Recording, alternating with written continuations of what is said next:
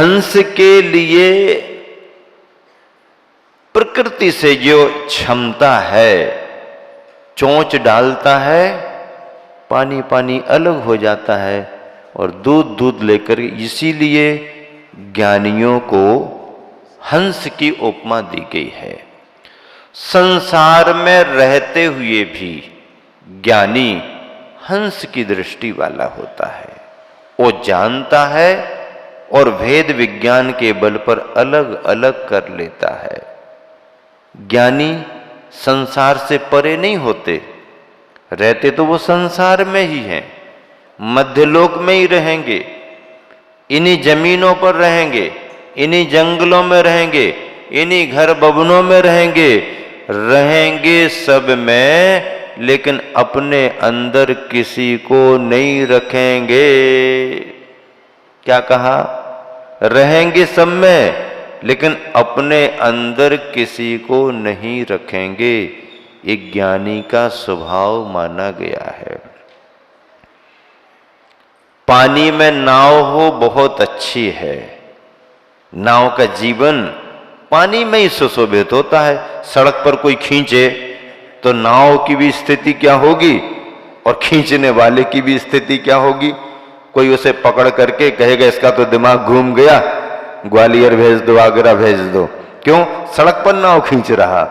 तो नाव तो पानी में शोभायमान होती है और पानी से पार कराने का काम करती है। नाव की शोभा पानी में है। नाव पानी में तो रहे, लेकिन पानी नाव के अंदर न आ पाए, ये ज्ञानीपन का लक्षण है। क्या? ये ज्ञानीपन का लक्षण है। कमल को आपने देखा, सरोवर तालाब में ही रहते हैं ना कमल, पत्र, फूल सब, लेकिन पानी में तो रहते हैं पर पानी से ऊपर रहते हैं। पानी जितना जितना बढ़ता जाता है, उसकी नाल कमल की उतनी उतनी और बढ़ती जाती है। मतलब पानी में तो रहता है पर पानी से हट करके रहता है, इसलिए कहा जलते भिन्न कमल है। ज्ञानी कैसा होता है? जलते भिन्न कमल है। गुरुवर से शिष्य ने पूछा कि गुरुवर, जीवन कैसे जिएं? जीवन कैसे जिएं? आप भी पूछ सकते हो, आपको भी उत्तर मिलेगा। शिष्य ने गुरुवर से पूछा कि गुरुवर, जीवन कैसे जिएं?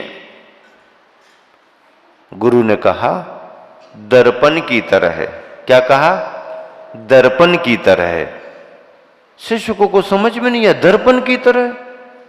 हम इंसान आदमी हैं, इंसान जीवन जीने की बात पूछ रहे हो, दर्पण की तरह। गुरुदेव, ये दर्पण की तरह का मतलब क्या है? तो गुरुवर ने कहा, दर्पण की तरह का मतलब है जीवन ऐसे जियो, स्वागत सबका, संग्रह किसी का नहीं। स्वागत सबका, संग्रह किसी का नहीं। जो आया वेलकम कहो, लेकिन जा रहा है तो कोई विकल्प मत करो। दर्पण में अच्छी ड्रेस पहने कोई सजा सजाया आ गया, वेलकम, जितनी बार देखना चाहो देख लो। अब हमारा मन भर गया, अब हमें नहीं देखना, अब हम जाते हैं, कोई बात नहीं, चले जाओ। बूढ़ा आ गया, कुरूपी भी आ गया, तो दर्पण कुरूपी को हटाता है क्या? वृद्ध बीमार विकलांग आ गया, हे तुम कैसे आ गए सुबह सुबह से, ये शकल क्यों दिखा दी हमारे लिए? आदमी कह सकता है किसी को कि सुबह सुबह तुमने शकल क्यों दिखा दी। दर्पण किसी को कहता है क्या? सुबह सुबह तुमने ऐसी शकल कैसे दिखा दी? आदमी कहेगा कि हमारी शकल कैसी, ये देखने के लिए तो तुम्हारे पास आए हैं ना, अभी सुधारते हैं हम। हाँ, तो दर्पण कभी ये नहीं कहता कि तुम क्यों आ गए, ऐसे कैसे आ गए, वैसे कैसे आ गए। नहीं, जो आया जैसा आया, दर्पण ने सबको वेलकम कहा, आइए, स्वागत है। और जब जाने लगा तो दर्पण उसे पकड़ता है क्या? अरे भैया तुम चले, अब तुम्हारे बिना हम कैसे क्या, नहीं। ऐसे ही ज्ञानी के लिए गुरुवर ने क्या कहा, कैसा जीवन जिए, स्वागत सबका, संग्रह किसी का नहीं। आए तो वेलकम, गए तो भीड़ कम, और गए तो अच्छा हो गया, भीड़ थोड़ी सी कम हो गई, अब अपना काम कर लेंगे। आने जाने वालों में भी, और सुख आया तो भी वेलकम, और जा रहा है तो भीड़ कम, जाओ निकलो जल्दी दूसरा आएगा। दुख आया है तो भी वेलकम, आने दो, कितनी देर रहेगा, कितने दिन रहेगा, कितने भाव में रहेगा, आओ ठीक है। सुख में अच्छा लगा, दुख को भी देखते हैं। ऐसा करता है ज्ञानी, ठीक है कर्मों की तीव्रता आ रही है, आने दो। दुख के लिए भी, अशुभ के लिए भी आ गया वेलकम, चिंता नहीं है। अभी जाकर के भगवान के सामने 4 माला और फेर करके आएंगे, देखते कितने दिन टिकते हो तुम। अभी भगवान का मस्तकाभिषेक करेंगे, कल की शांति धारा की बोली ले लेंगे, मिल जाएगी तो बोली की शांति धारा करेंगे, नहीं मिलेगी तो शांति मंत्र सुन करके आएंगे, हमारा शुभ कर्म टलेगा। आओ, चिंता क्या है। ऐसा सुख आया तो भी स्वागत, दुख आ गया है तो हाय तौबा क्यों मचा रहे भैया, थोड़ा धैर्य तो रखो। महाराज सहन नहीं होता है, तो सुख के समय सहन होता रहा, और अब दुख के समय सहन नहीं होता। सुख के समय जरा आराम से काम करते तो दुख के समय सहन करने की क्षमता आती। तो ऐसा सुख दुख जो भी है स्वागत है, आया स्वागत है, जा रहा है तुम जानो तुम्हारा काम जाने।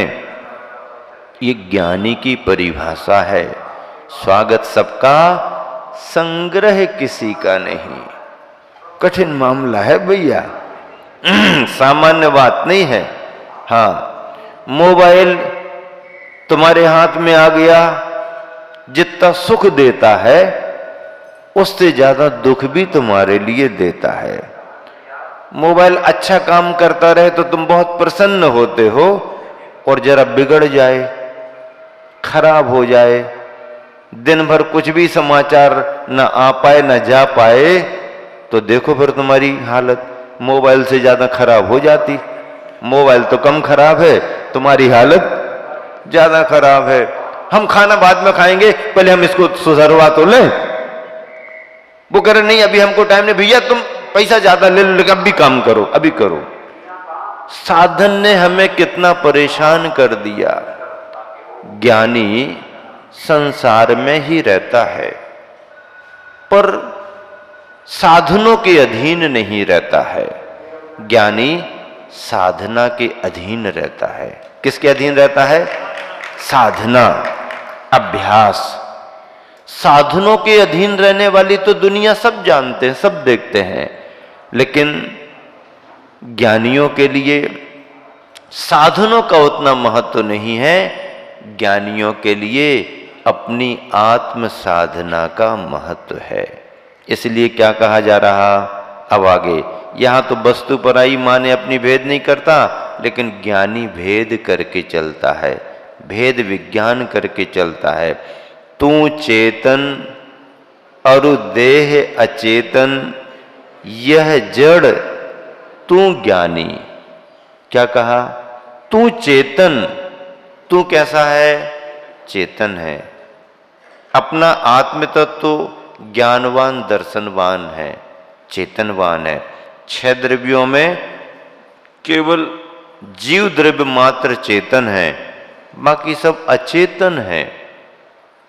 जीव में ही जानने देखने की क्षमता है, सुख दुख का अनुभव करने की जीव के अंदर ही योग्यता है, बाकी किसी भी द्रव्य में नहीं। धर्म अधर्म, आकाश काल पुद्गल, इनमें किसी में भी नहीं है। धर्म अधर्म आकाश काल, किसी में ज्ञान दर्शन नहीं है, किसी में सुख दुख करने का अनुभव करने की क्षमता नहीं है, पुद्गल में भी नहीं है। धर्म अधर्म आकाश काल हमें आंखों से दिखाई नहीं दे पाते हैं, पुद्गल, पुद्गल का संसार दिख रहा है।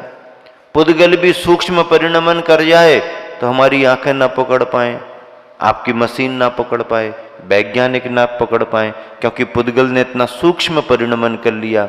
पुद्गल जब स्कंध के रूप में आता है और बड़ा स्कंध बनता है तो हमारी आंखों से पकड़ में आता है, मशीनों से पकड़ में आता है। लेकिन इस पुद्गल के पास भी ज्ञान दर्शन नहीं है, सुख दुख का अनुभव नहीं कर सकता। किसी के सुख दुख में निमित्त तो बन सकता है पुद्गल। किसी ने किसी को डंडा मार दिया, वो दुखी हो गया। किसी ने किसी की आरती उतार दी और अच्छा पुष्प गुच्छ भेंट कर दिया, खुश हो गया। पुद्गल किसी के सुख दुख में निमित्त तो बन सकता है, पर स्वयं में सुख दुख का अनुभव नहीं कर सकता। क्यों? क्योंकि उसके अंदर जानने देखने की शक्ति नहीं है, अनुभव करने का गुण नहीं है, संवेदनशीलता नहीं है। संवेदनशीलता जीव में है, हम संवेदनवान हैं। किसी दुखी को देखते हैं हमारा मन द्रवित होता है, परेशान है, पीड़ित है, क्या परेशानी है पूछो, हो सके तो उसकी मदद करो। ये कौन करता? जीव करता है। हम जीव द्रव्य हैं। आप कहोगे जीव द्रव्य है तो फिर कहां है जीव द्रव्य, दिखाओ। जीव द्रव्य हम आपको क्या दिखाएंगे? भगवान भी नहीं दिखा सकते हैं। वैज्ञानिक तो सभी खोज कर रहे हैं, शरीर के एक एक पार्ट के बारे में उनको जानकारी है, शरीर के अंगों पांगों में कहां कहां कितना कितना क्या मटेरियल है, ये सारी वैज्ञानिकों को, डॉक्टरों को जानकारी है। जानकारी है उनकी वैज्ञानिक दुनिया है। पौद्गलिक खोज वो कर सकते हैं। पुद्गल का संसार सब कुछ जाना जा सकता है।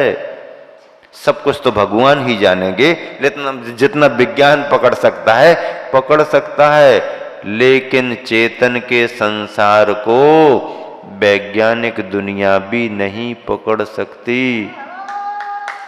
इतना आसान होता तो अभी तक इस शरीर के अंदर से आत्मा की रिसर्च हो जाती, आत्मा की खोज हो जाती। कई वैज्ञानिकों ने मरणासन्न व्यक्ति के लिए, जिसमें उनके विज्ञान ने कह दिया आधा घंटा 10 मिनट 20 मिनट का समय शेष बचा है, अब इसके प्राण निकलने वाले हैं, निकल जाएंगे, गारंटी है, पक्का है, उनके यंत्रों ने बता दिया, उनकी श्वासोश्वास ने बता दिया, तो वैज्ञानिकों ने उस आखिरी सांसों को जीने वाले आदमी को अच्छी जगह रखा, प्रबंध से पूरा कवर्ड कर दिया, कांच के अंदर एयर टाइट कर दिया, जरा सा भी सुराख नहीं। हां, हवा भी ना जा सकती ना आ सकती, ऐसा बिल्कुल चेकअप करके बढ़िया तरीके से टाइट बिल्कुल फिट फाट करके रखा। और बाहर से मशीनों से उसकी गतिविधि देख रहे, ये पल्स, ये सांस, ये पल्स, ये सांस, चलते चलते अब देखो बस 2 4 10 2 4 10, और आखिरी भी उन्होंने अपने यंत्र में बाहर से पकड़ लिया कि ये आखिरी सांस, और सामने वाला एक्सपायर हो गया। अब कहां से आत्मा निकल रही है, जीव निकल रहा है, जरा उसकी फोटो लेना। कैमरे वाले ऐसे खड़े वैसे खड़े, ये खड़े वो खड़े, और देखते देखते ये एक्सपायर हो गया, पर पता ही नहीं चला कि कहां से जीव निकल गया। ना कहीं स्क्रैच आए, ना कहीं होल छेद दिखे, और ना कहीं कोई आकार प्रकार दिखा, और पता ही नहीं चला जीव कहां से निकल गया। किसी की पकड़ में नहीं आता। जीव को देखा नहीं जा सकता है, जीवत्व भाव का अनुभव किया जा सकता है। जीवत्व भाव का अनुभव किया जा सकता है। सुख का वेदन कौन करता है, दुख का वेदन कौन करता है। अभी प्रातःकालीन बेला में तत्वार सूत्र का कितना अच्छा स्वाध्याय चल रहा। जिन लोगों को जानकारी नहीं हो एक बार जरा एक झलक देख तो लें, एक झलक वहां की देख लें और खुद की झलक दिखला दें। हाँ, गाना तो बहुत गाते हो, झलक दिखला जा तो गाना तो बहुत सुनते गाते हो, तो जरा एक बार आके देख तो लो कि कैसे स्वाध्याय चल रहा है, कैसे लोग स्वाध्याय सुनते हैं, और तुम भी अपनी शकल सूरत थोड़ी सी दिखा जाओ कि हम भी इसी बेगमगंज में रहते हैं, हम भी यही जैन समाज के अंग हैं, सदस्य हैं। चल दिखा तो जाओ, एक आध बार हमारे सीसीटीवी कैमरे में आ तो जाओ। हाँ, कवरेज क्षेत्र में आ जाओ ना, कवरेज क्षेत्र में आओगे, हमारे कवरेज क्षेत्र में हमारे टावर के पास आओगे ना तो तुम्हारी मोबाइल की घंटियां टनटनाने लगेंगी। और हमारे टावर के पास ही नहीं आओ, हमारे पास महाराज जी ने क्या कहा हमें तो पता ही नहीं, महाराज जी क्या पढ़ाते हमें तो पता ही नहीं। भैया तुम कवरेज क्षेत्र के बाहर रहोगे तो हम तुम्हारे तक अपना कैसे भेजा पाएंगे? आपको हमारे कवरेज क्षेत्र में आना पड़ेगा। हाँ, हमारे कवरेज क्षेत्र में आओगे तो तुम्हारे अंदर के मोबाइल की घंटियां, सारे टावर, सारी डंडियां एक साथ काम करने लगेंगी। हाँ, तो कवरेज क्षेत्र में आओ, आप एक बार मंदिर में आकर के तो देखो, महाराज जी भाव तो बहुत होते हैं लेकिन जल्दी सो के उठ नहीं पाते, तो यही सोचते सोचते और जीवन भर में सोने का समय आ जाएगा और उठ ही नहीं पाओगे। इसलिए वो आखिरी का अंतिम सोने का समय आए कि उसके पहले एक बार जाग तो जाओ और महाराजों के पास आ जाओ। एक बार देखो तो कैसा अभिषेक होता है, कैसे शांति धारा होती है, कैसे स्वाध्याय होता है।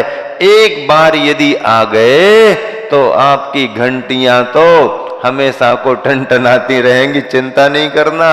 लेकिन आना आपको पड़ेगा, इतना पुरुषार्थ तो करना पड़ेगा और जल्दी सो करके उठना पड़ेगा और जल्दी तैयार होना पड़ेगा।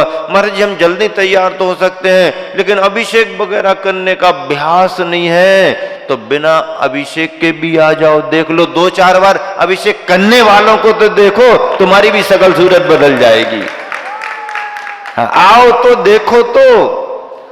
एक बार यदि आ गए तो फिर टेस्ट मिल जाएगा तुम्हारे लिए, और एक बार टेस्ट मिल जाएगा तो बाकी तुम्हारे टेस्ट सारे के सारे, एक बार रस मिले तो बाकी सब रस नीरस जैसे लगने लगते हैं। चलिएगा, तू चेतन, तुम कैसे हो?